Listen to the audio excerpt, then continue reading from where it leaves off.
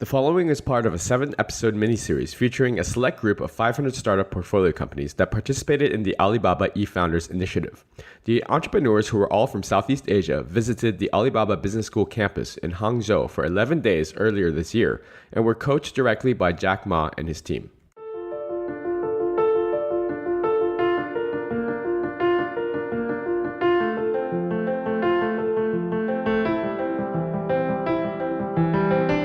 Welcome to the J. Kim Show, Hong Kong's first dedicated podcast on investing in Asia. Join us as we survey the land and discover the greatest companies and most profitable investment opportunities in Asia. If this is your first time listening, thank you for stopping by. This podcast is produced every week with the goal of providing actionable insights to you, the listener, with every single episode. And now, onto the show. This week's show guest is Francesca Chia, co-founder and CEO of GoGet. GoGet.my is a marketplace for on-demand errands and deliveries powered by a community of runners called GoGetters. Francesca and her co-founder started GoGet to help busy people outsource their to-do list to a trusted person in the community.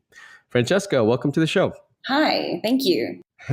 So why don't you give our audience a little bit of background of yourself? You know, I'm always interested to hear how entrepreneurs become entrepreneurs and, sort of what their career path was or their educational path was. So if you could maybe give us a little bit of background. Sure. Great. So first to start off with, I am Malaysian and I was raised in Malaysia all the way up until the last few years of high school. And I went over to England to finish that off before I went to Chicago, Northwestern, and graduated with a major in economics and a minor in Chinese language and cultures. And after that, I actually decided to work in corporate for about 4 years. I was working in a management consulting firm called the Boston Consulting Group for about 4 years around Southeast Asia. So that was really around Malaysia, Singapore, Thailand, and Indonesia, and 1 year in Australia. So that was really awesome because I got some experience in industrial goods to government agencies to also telcos and media as well as technology projects. So after 4 years of that, that was really the first kind of step out from corporate where I jumped into GoGet, and I guess we have not turned back since. That's pretty exciting. So I'm always pretty jealous when I hear about, I spent a career on Wall Street. I'm still sort of an investor full time, but there's been many points along the way where I'm like, because I sort of love startups and I love meeting entrepreneurs. And so was there, just out of curiosity, was there a certain catalyst or an event that happened in your life that you were like, okay, you know what, I'm going to do this full time, and where did the idea come from? Yeah, for sure. So I would definitely start off by saying I'm not a planned entrepreneur. Definitely was an accidental entrepreneur. Those are the best. Yeah. I don't think I grew up going, I would like to own my own company. That just never, ever came across my mind. I thought I would just work for someone. So the journey of kind of going from that mentality to where I am today was probably really interesting. Definitely there were events that caused me to then jump ship. And they're rather serendipitous events that I would kind of say, I guess. So it was the 4th year in BCG. And as you may know, since you were in Wall Street, the tenure of a management consultant usually goes up to an average of 2 years. And so but like when you hit your 4th year, you're like the old one on the shelf, and it's kind of weird that you're still around the company.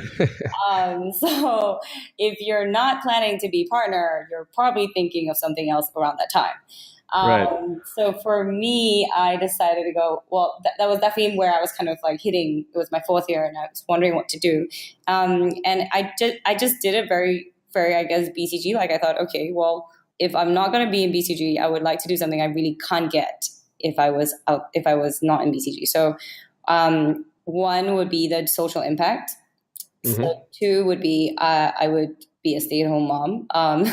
Or 3 would be I would execute and build and be able to make some decisions, because in consulting you kind of tend to tell someone, but you don't tend to do anything. So I actually did start applying to startups. Other startups. I applied to companies that were trying to grow, but very quickly, I guess, through those interviews, I realized that all this while in the last 9 months, I did have an idea with a few friends, but we just thought it was a silly thing at the side that friends would just talk about on coffee, and we would never actually end up doing it. Right, sure. Yeah.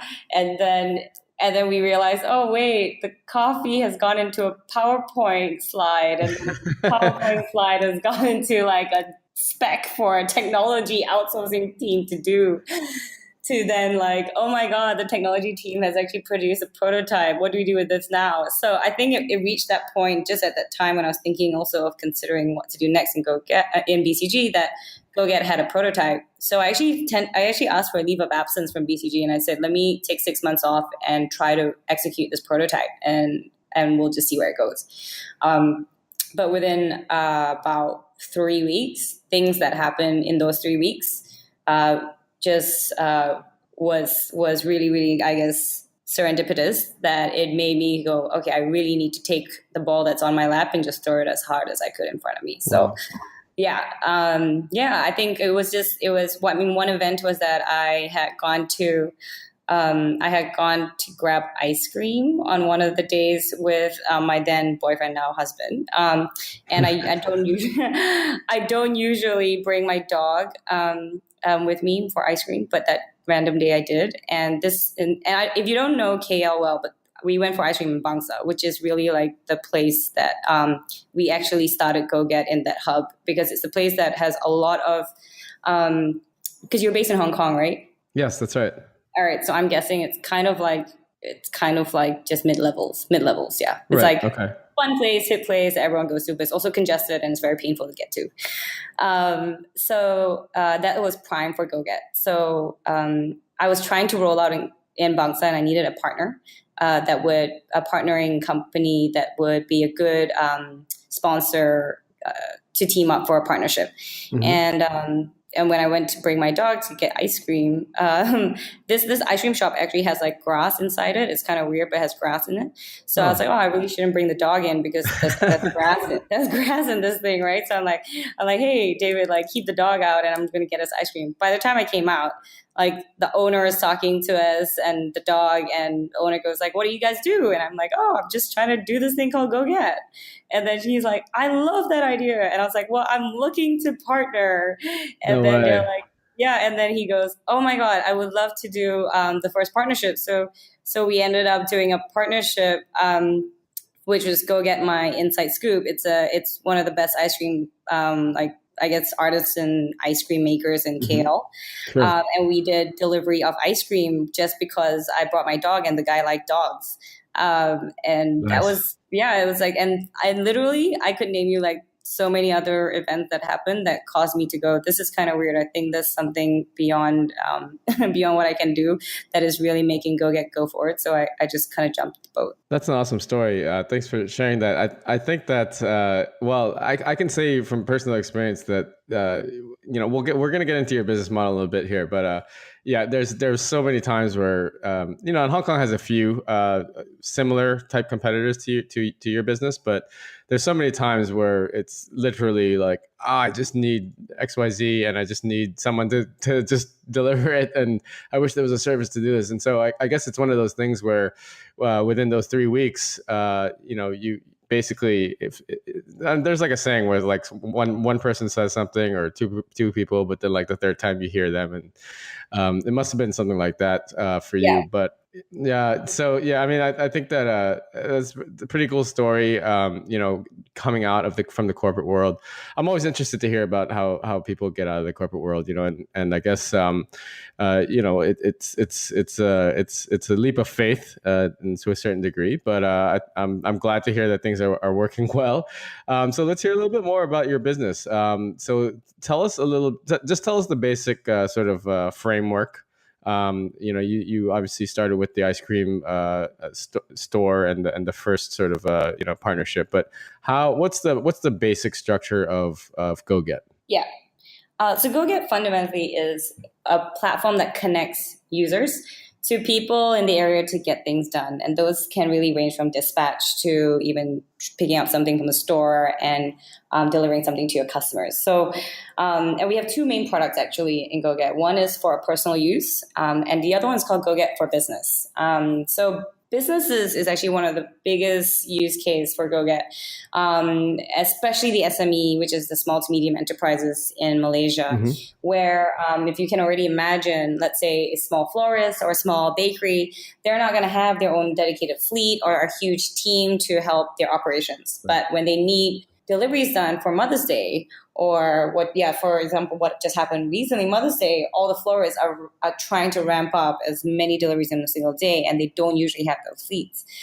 So what companies do is they use GoGet for Business, and it's the same thing, but we connect them to a reliable part-timer that can get their deliveries done or marketing help done or even operations done. So our vision in GoGet is really to create a new wave of what we call work.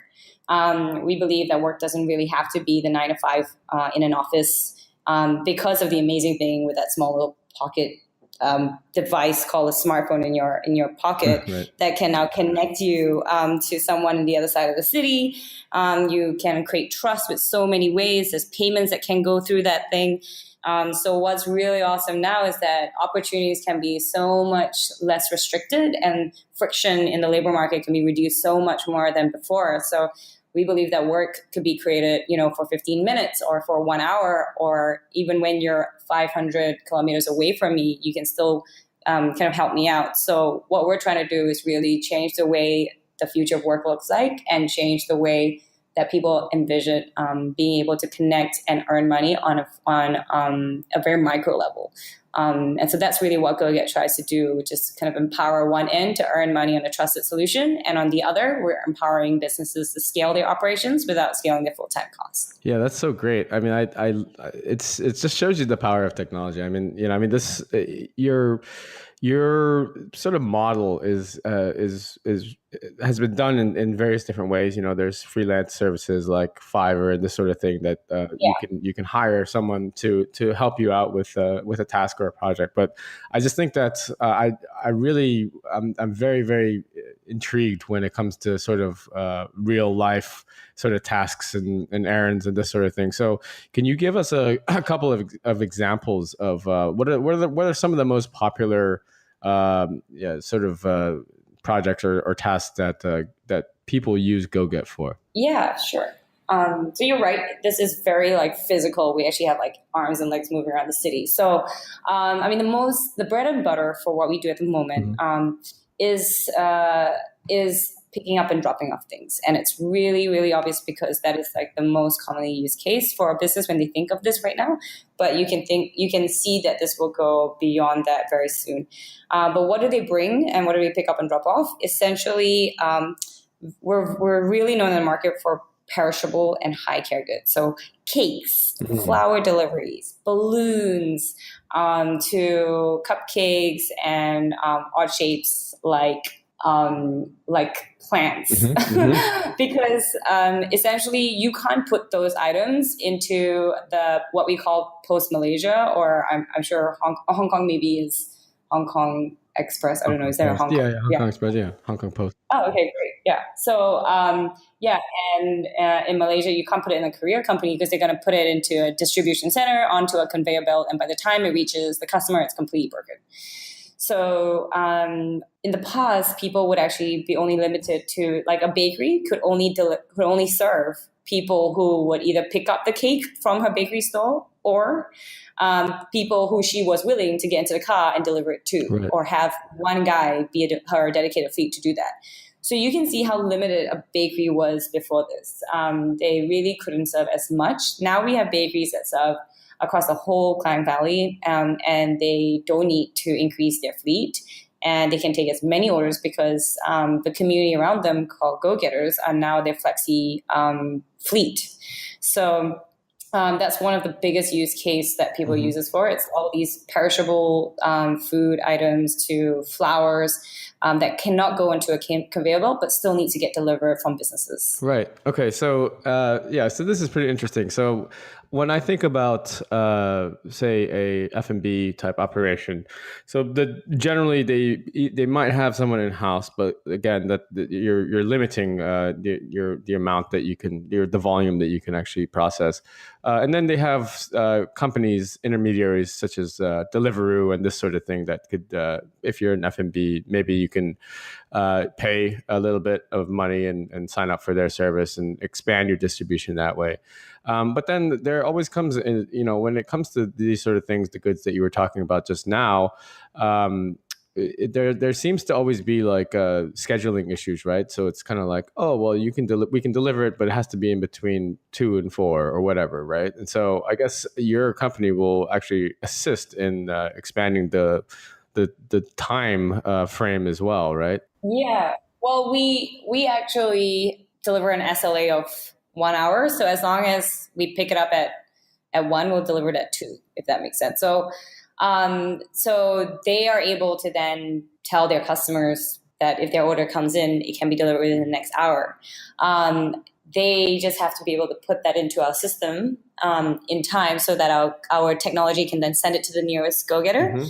And we provide this as a special benefit to business account users. We have 100% guarantee fulfillment between 8 a.m. to 5 p.m. on a Monday to Saturday, so that they can be kind of doing these deliveries with ease and not worry whether or not it will get sent or not. As long as they put in the time that they want us to pick it up, our SLA is that we'll deliver within the next hour. Wow. That's pretty incredible. I'm not that familiar with KL, but for a city like Hong Kong, there's even it's a logistics hub, and so you would think that 1 hour would be possible, and there's still very, very few places that can actually do it or guarantee that. So I think that's pretty impressive. Let's talk a little bit about the go-getter side. So, I like how you started off with sort of a philosophical sort of vision of being able to create work for people, and not necessarily a 9 to 5 or a specific schedule, but, it could be smaller micro increments of work. And I think that's a great concept. What does it take to become a go-getter? How do you vet these people? How do you get them on your platform? How can you ensure the quality control? Tell us a little bit about that side. Yeah, sure. It's so complex, but it is basically our core, and it is so important to us. We value go-getters just as much as they are an extension of our office. We always treat them as family, because just really the happiness of go-getters and their satisfaction is really going to be extended to the service that people receive. So the way we build go-getters, it really starts from even just branding. We never started with the name runner or a errand boy. Right. There was like a reason why we firstly even just chose the word go-getter, because we wanted to make sure that they were respected in the community as equals, and were also resourceful and very in the true sense of being a go-getter.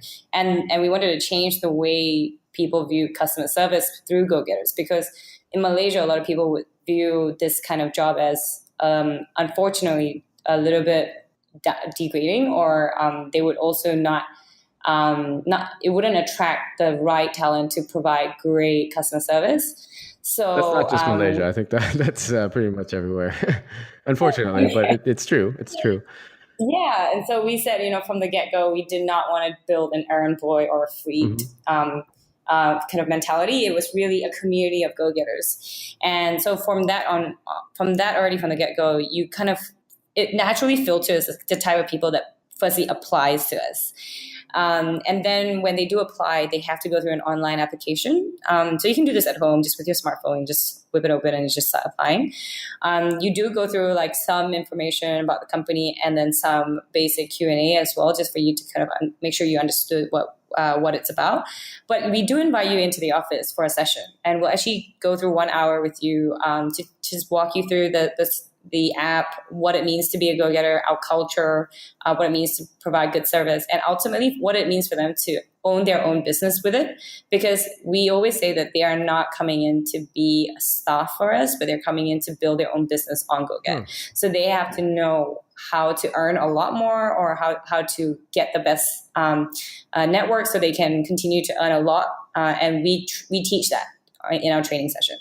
And then when they finish the training session, we do have a kind of a problem-solving test just to make sure they also kind of learn what we told them, like how to earn and how to be a good go-getter. And we go through, obviously, the ID checks. So we have 3 layers of identity checks. And trainers are also trained to really do Q&A in these sessions so that they do leave kind of prepared to kind of take on some jobs. But training doesn't end after that, you see. So even though they're verified after they pass the test, they do end up getting tips regularly from us. The technology also empowers them to kind of earn more as they go. And we do events. Actually, we do physical, like community events where we bring them in and we kind of get them to meet each other, because it's more than just kind of earning. It's also a community around it. That's fantastic. I think that that's a pretty innovative way to go about it. I mean, you're right in that, I mean, they're pretty much the front line of your business. And so they're, like you said, they're an extension of your company, more or less. What is can you talk a little bit about sort of the revenue model that you guys run? How do you, what do you charge on each side, and how do you pay out go-getters? Mm-hmm. Yeah. So it's like a typical marketplace in that sense, because what we do is we just take a cut of the transaction that goes through the platform. So at the moment, it's by a commission on a job, but there's another revenue stream, which is also for business accounts. So as I mentioned, there are 2 type accounts, one which is kind of for the personal account, but the second is for a business account. So with business accounts, there are benefits such as the 100% guarantee. We also provide insurance for goods in transit, and we give them access to the top tier go-getters. So there's a lot of extra features that a business gets, from tracking to like proof of delivery and things like that. So with that, we charge them a 10% management fee when they top up their credit packages on GoGet. So everything's via credits for GoGet Business. It's cashless, and businesses just top up packages of credits, and we just charge 10% for that management fee. Oh, interesting. Okay. And on the go-getter side, is there I guess, do they get ranked? Is there like a social element to it where if someone completes a task, then the customer can actually rank them and they get, is there that in place? So we do have rating and reviews as a module, and so every job can be rated and reviewed. But we also do other things, such as, even in events, we do ask merchants who their favorite go-getters are, and vice versa, and we give them like mini awards. Oh, that's great. Yeah, but we also do recognize like top tier go-getters. We count them as elite go-getters, and that's when they've kind of gone through more than 50 jobs. They've had more than 4.8 stars as their ratings, and they don't have any active strikes or complaints on them. Then they get invited into this special pool, which not only kind of gives them an extra training ground of how to be even better as go-getters, but also it gives them access to jobs as a priority over other go-getters first. Yeah, so they get to, it's like leveling up, if that makes sense. So yeah, it's pretty, pretty cool feature. Yeah, but it's not to all jobs. It's only selected jobs get their priority. Interesting. Okay, that's I like that. That's a pretty innovative way. Just out of curiosity, what is the mode of transportation that most of your go-getters use? Is it their choice, or? Yes, it's completely their choice. They can have a bike or a car, or even an SUV. We do have some that actually don't even have vehicles. They just do jobs that are requiring foot. Or because we're not only dispatch, we actually, like I mentioned a little bit in the earlier part, it was that we actually connect businesses to part-timers even for operational tasks. So sometimes businesses will ask, like, I need someone to come here during Mother's Day to tie all my ribbons in these flower bouquets because I have 1,000. And I will pay you $10 per hour. And go-getters just show up and they're like, all right, I'll just tie ribbons for about 5 hours. and that's just what happens. Yeah. So I think that's great. they don't need a car for that. That was actually going to be my next question, Francesca. Was is there bespoke request that could be submitted, and you just answered it. So I think that's actually really cool. It's almost like a concierge service where it's kind of like, okay, I need this problem solved. Can you help me? And you could probably find someone to help you. I wanted to ask about sort of what your current goals were for 2018. It sounds like things are picking up, and you guys are getting some great traction. Are you guys only in Malaysia, in KL at the moment? Are you looking to expand into other cities? Yeah. So for 2018, kind of where we stand and kind of where our goals are is to, we're still very dedicated and focused in Klang Valley. We want to make sure we serve this market really well. We started in 2014 June, but we really only built the GoGet business product in 2017. So we feel that there is a lot of space still for us to kind of get a very strong hold in Klang Valley for SMEs, and we don't kind of want to get distracted. We don't want to get distracted yet, because we just kind of want to get really good in Klang Valley to do that. So by the end of this year, our aim is to focus on building more and more SMEs to come onto GoGet and use us first as dispatch and then more, and to really end the year with a strong technology platform as we continue to build for that, with like the super awesome team that we have. We only have around 11 people in the office, so it's a really lean team, and it's just to grow revenue so that we can end the year with strong profits. And then next year would be the year if we were to consider to move on to other cities, which would be kind of 2019's plan. But before that, we would also want to make sure we go through and build the other modules beyond dispatch more, because we want to get a larger share of people's wallet before we move on to other geographies.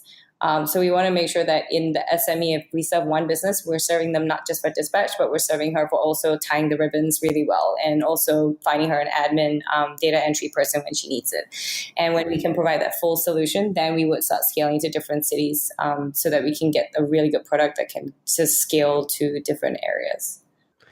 Sounds exciting and yet very challenging and daunting, but I'm sure that you'll be able to achieve everything that you set out to.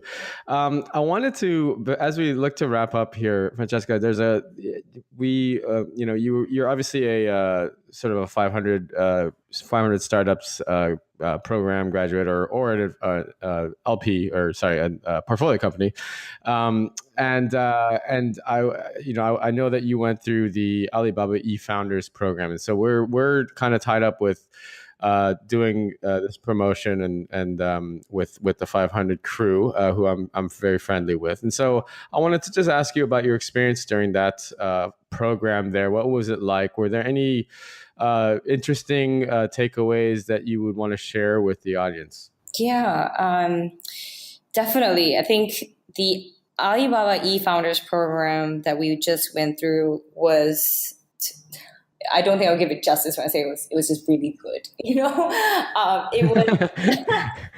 I need to have a better word for that. It was very insightful and extremely enlightening. I must say before we went, and it wasn't just me, I know a lot of founders were very hesitant firstly to give off 10 days to a program like that, and to not really know what you're going to learn. It was kind of a big risk to be like, okay, we're just taking 10 days off our ventures just to do this. But within the first day, I think we quickly realized that it was a program that was to firstly immerse us into how ventures in China and how Alibaba themselves have really used technology to bring about a lot of social change and bring about a lot of development change in a country. And the main aim is to see how we can do that with our nation. As all the founders that were invited were all people in new economy models and open platform models. So the main belief was that these type of models that would connect people, such as GoGet, that connects businesses to go-getters, and vice versa, were going to be models that really help bring about a lot of social change in economies and can also help develop it very well. So it had a great, objective, and to kind of teach all these founders how companies have done that in China in a very large scale, and how can we learn from them. So they gave us time with top management. We got to meet Jack Ma himself, Wow. but we also even got to talk to even right down to e-commerce stores that were listing. They were huge, the big e-commerce stores that were listing in China, and it just showed us how like one of the biggest lessons was to think about ourselves as ecosystem players. So what we mean by that was that if you look at Alibaba, obviously Alibaba now has payments to e-commerce, to logistics, to big data, to tourism, to like last mile new retail. Like everything is under Alibaba umbrella at the moment. That's right. Right. What they do really well is, of course, that they connect all of their systems as best as possible, and they make this ingenious like big data power play on it. And literally, you just cannot leave the Alibaba ecosystem if you are even in a single app, one of their apps, right? And you cannot really leave it as well when you're in China, because one part of your day is going to touch the Alibaba ecosystem. Right. And the concept behind that though was that, one, if you create, if you recognize that for players to be strong, we have to apply and work together as ecosystem. So for us in GoGet, we are a ecosystem player for more logistics at the moment. How can we lean on e-commerce players as well as payment players to make sure that all of us can grow faster? And that's a big takeaway that I took. And I think it's very common that most of us, when we do our own ventures, we're thinking really only in our own space, like how much more market share can I get just for GoGet and my industry, right? But we're not thinking how, like, you know what? How can I help? How can I help in a way do something where the e-commerce player that I'm partnering with is going to get more, so that I can also get more deliveries. And that mentality, I think we should really kind of remind everyone to do, so that, you know, wherever people are, they're growing the ecosystem and not just themselves. Yeah, that's really interesting, and I think that's very relevant, because a lot of times you just get too pigeonholed into and selfish, really just thinking about what you're supposed to be doing, which I guess is a good thing. I mean, as a startup founder, you should be 100% focused on your company, but it's an interesting perspective of thinking about the bigger picture, right? Yeah, exactly. And especially for marketplace models or open platform models, if you think about it, the bigger your users or whoever is plugged into your platform are, the bigger you are too. So you want to always empower people. You want to always empower the people that are plugged into your ecosystem. And that's really important. Absolutely. Well, Francesca, it's been so great catching up with you. Thank you for coming on and sharing your story. I just have, a couple final questions for you before you leave. So the second to last one is something that I like to ask basically anyone that comes on my show, all the entrepreneurs. And as someone who's come from corporate, and I have a soft spot because I worked in corporate as well, or banking and this sort of thing. And someone that's come out and now you're successfully running your startup. If you have one piece of advice for maybe aspiring entrepreneurs or maybe, female founders or entrepreneurs, what would that be based on your experience? I have had this question before, and I will always say the same answer. It is to genuinely care about the problem that you're solving. And I can't emphasize this even more, I guess. I know like people are like, oh yeah, I'm really trying to solve this problem. And I'm like, yes, that's great.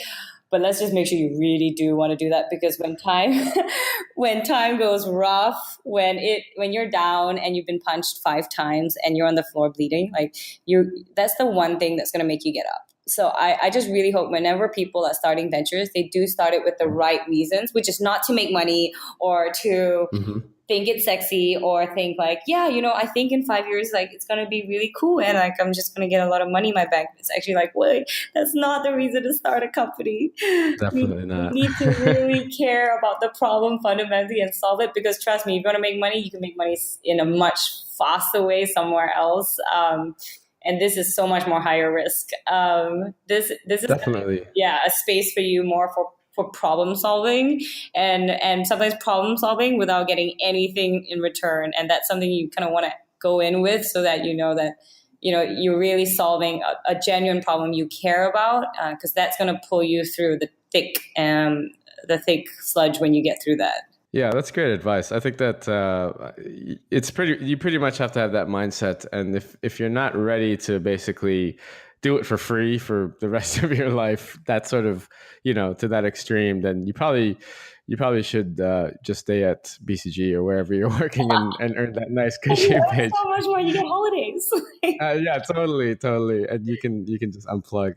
So Francesca, last question is, where can people find you, follow you, connect with you, and learn a little bit more about the great stuff that you're working on at GoGet? Awesome. Yeah, of course.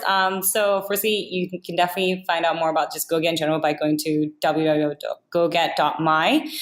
For me personally, of course, you can just ping me on LinkedIn. I'm Francesca Chia, just on LinkedIn, as well as Facebook. And you can just kind of find me through there.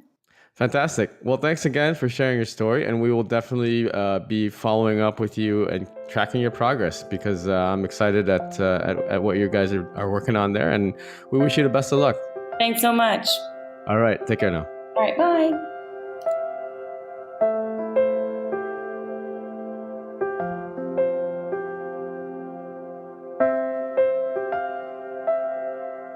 I hope you enjoyed today's episode. All the show notes and links can be found over at jkimshow.com. Come back often and make sure you subscribe, rate, and review. Don't forget to join us next week for another exciting episode of The J Kim Show. I'd love to hear your comments. You can find me on Twitter at jkimmer, JAYKIMMER. See you guys next week.